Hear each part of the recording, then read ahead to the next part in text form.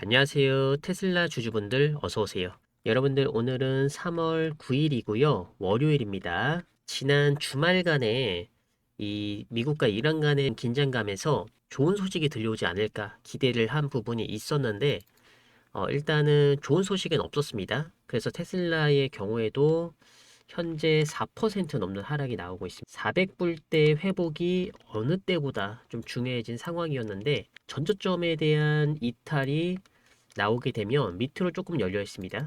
주봉 차트로 봤을 때 제가 여러분들한테 관망을 해야 된다라고 말씀드렸던 이유 중에 하나가 여기 60주선 라인 그리고 이전에 매물대 라인 여기가 350불 구간입니다.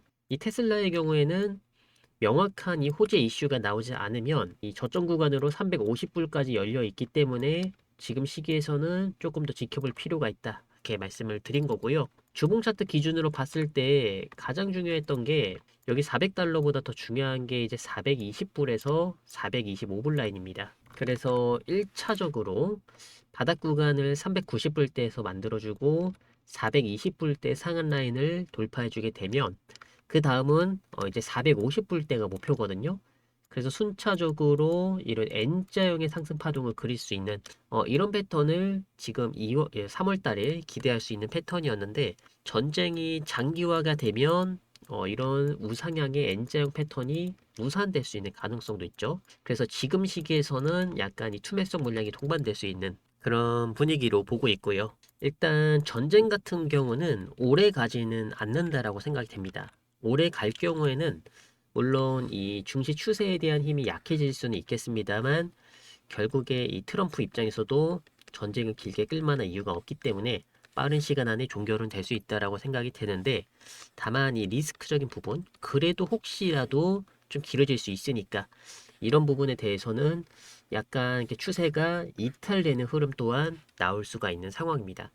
그래서 이런 리스크를 대비해서 최대한 현금을 확보를 해놔야 되는 상황이고 지금 시기에서는 빠르게 변곡점을 만들어주면서 올려주지 않는 이상은 단기적인 추세 하락이 연장될 수 있기 때문에 보수적인 관점에서 테슬라를 지켜보는 게 좀 더 유리한 포지션을 잡을 수가 있겠죠. 그래서 지금 전체적으로 미국 증시뿐만 아니라 아시아 증시도 많이 흔들리고 있기 때문에 일단 밴드의 하단은 조금 러프하게 열어두고 지켜보시는 것이 중요합니다. WTI 유가 선물을 보시면 주말 사이 급등이 나왔습니다. 정말 이전에 이 러시아의 우크라이나 침공 이후에 처음 보는 유가 상승으로 저는 보고 있는데 주말 사이에 22%가 올랐어요. 저는 이 유가의 상한선을 보통 95달러까지는 올라갈 수 있겠다라고 생각을 했었는데 이 유가 선물이 110달러를 돌파를 했습니다. 이러다 보니까 지금 나오고 있는 게 110을 이제 도착을 했으니 이게 150까지도 갈 수 있다라는 얘기가 성립이 될 수가 있거든요. 이렇게 되면 모든 물가가 상승하면서 경제가 조금 안 좋아질 수가 있습니다.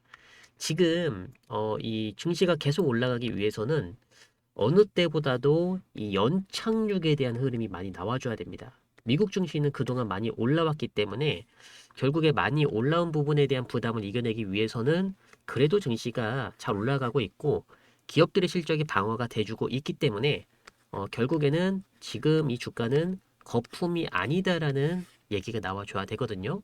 그래서 이 연착륙에 대한 흐름이 매우 중요한 상황인데 결국에 이 전쟁 발발로 인해서 물가가 올라가게 되면 연착륙 가능성이 낮아지기 때문에 증시가 선반영하는 부분이 지금 이 유가 상승으로 인해서 나오는 것으로 볼 수가 있습니다. 제가 가장 중요하게 보는 거는 3월 달입니다, 여러분들. 왜 3월 달을 가장 중요하게 보냐면 일단 전쟁이 발발이 됐습니다. 근데 보통 이 월 마감이라고 하거든요. 이 월봉고로 봤을 때 이 유가 같은 경우에는 물론 이 70불에서 빠르게 120불까지 올라와 주긴 했습니다만 여기 종가가 중요합니다. 종가가 위로 이렇게 뻗어 있는 상태에서 마감이 돼주면 이거는 조정받고 또 올라갈 수가 있거든요. 다만 월봉 기준으로 여기가 매물대 라인이기 때문에 월봉 기준으로 120불을 찍어주긴 했습니다만 그래도 안정적으로 90불 내외에서 3월 달에 마감이 돼준다라고 하면 충분히 추가적인 조정을 4월 달과 5월 달에 기대를 해볼 수 있기 때문에 여기서는 또 증시에 대한 상승을 예상을 해볼 수가 있는 겁니다. 그래서 3월달 마감이 또 중요하게 작용할 수 있다라고 보실 수가 있습니다.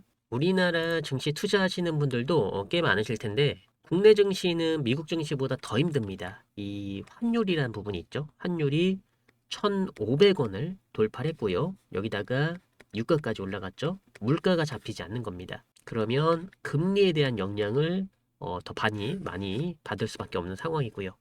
그래서 코스피 같은 경우에는 서킷 브레이커가 거의 하루 단위로 시행이 되고 있는 이렇게 불안정한 증세가 이어지고 있습니다. 이런 시기일수록 오히려 아시아 증시로 쏠려갔던 자금들이 다시 한번 미국 증시 쪽으로 들어올 수 있기 때문에 저는 개인적으로는 미국 증시는 더 간다라고 생각을 하고 있기 때문에 미국 증시는 조정이 크게 나올수록 계속해서 이 저점 매수로 공략을 해야 되는 부분을 여러분들한테 말씀을 드리고 있고요. 증시가 불안하다 보니까 이런저런 얘기가 다 나오고 있습니다. 미국 학자에서 나온 말인데 트럼프가 지금 지지율이 굉장히 낮아지고 있죠. 그래서 비상사태를 선포하면서 중간선거를 연기시킬 수 있다라는 우려가 나오고 있습니다. 트럼프의 중간선거는 11월로 예정이 돼 있는데 지지율이 낮아지게 되면 정권 유지가 힘드니까 아예 그냥 중동 정세를 불안하게 한 다음에 비상사태를 선포하면서 권력을 유지하려는 의도로 지금 미국에서 많이 분석이 되고 있습니다. 트럼프가 이전에 독재 정권이 어느 때에는 필요한 상황이 나올 수도 있다라고 언급을 한 적이 있습니다. 그래서 그만큼 트럼프는 독재 정권에 대해서도 이미 언론에서 강력하게 어필을 한 이력들이 있기 때문에 이러한 위험한 상황이 연출될 수 있다는 것을 생각을 해보면 증시가 충분히 매도 물량이 나올 수 있는 것을 또 확인을 할 수가 있고요. 이렇게 되면 경제는 당연히 한 걸음 후퇴를 할 수가 있습니다. 그래서 먼저 선반영되는 게 주식시장이라고 보시면 돼요. 그래서 웬만한 악재 상황은 11월 달을 확인을 하셔야 된다는 거예요. 11월 달에 확인하면 모든 리스크가 해소가 되고 증시가 다시 한번 폭발적으로 성장할 수 있는 해가 27년이 될 수 있다는 근거가 만들어지게 됩니다. 다만 트럼프가 예언한 대로 독재를 유지하게 될 경우에 증시가 무너질 것을 생각을 한다면 지금 미리 매도 물량이 쏟아져 나올 수도 있다라는 것을 미리 예상을 해볼 수가 있는 거죠. 근데 지금 미국과 이스라엘 간에도 이 합이 맞지 않습니다. 주말 동안 이스라엘이 이란의 테헤란 석유 시설을 첫 공습을 했습니다. 근데 석유 생산 시설은 아니고 석유 저장 장소라고 보시면 돼요. 근데 이 공격을 미국 쪽에서 좋아했는지 아니면 탐탁치 않게 생각을 했는지가 중요하거든요. 이 입장에 있어서는 트럼프는 탐탁치 않게 생각을 했습니다. 트럼프의 동의 없이 네타냐후가 이란을 공격을 한 겁니다. 유가가 올라가게 되면 트럼프 대통령은 정권을 유지하기가 굉장히 어렵습니다. 유가를 잡는 상황 속에서 이란의 지도자를 교체를 해야 되는데 이런 상황이 원하는 대로 흘러가지 않으니까 그만큼 투자자 입장에서는 당연히 국제 유가에 대한 불안이 커질 수밖에 없는 겁니다. 예전에 러시아와 우크라이나 간의 전쟁이 발발이 됐을 때 가장 많이 나왔던 얘기 중에 하나가 한 달 이내에 끝날 것이다라는 얘기가 많았습니다. 그만큼 러시아는 강국이었고 우크라이나는 러시아에 비해서 땅도 작고 군사력도 현저히 적기 때문에 전쟁이 오래가지 않을 거라고 봤었는데 지금 러시아와 우크라이나 간의 전쟁이 생각보다 길어지고 있기 때문에 증시가 지금까지 눌려왔었던 거죠. 그래서 이러한 상황이 중동 정세 쪽으로 번져지게 되면 그만큼 미국 증시 포함해서 아시아 증시까지 무너질 수 있는 환경이 만들어지게 됩니다. 그래서 이런 상황을 피하기 위해서는 지도자들의 결정이 어느 때보다 중요해진 건데 지금 지도자들 같은 경우는 정권 유지하는 데만 힘을 쏟다 보니까 결국에는 손해를 보는 건 투자자가 되지 않을까 또 이렇게 판단하고 있는 부분이 있습니다. 테슬라의 경우에도 중동 정세가 불안해지면서 옵티머스 로봇을 출시 지원한다라고 결정을 했습니다. 원래 상반기에 옵티머스 로봇이 출시가 돼야 되는데 이게 올해 하반기 또는 내년에 출시될 수 있다는 얘기가 나와주고 있죠. 테슬라 같은 경우에는 자율주행 레벨 2단계입니다. 근데 기술적으로 3단계를 못 가기 때문에 2단계는 아니고요.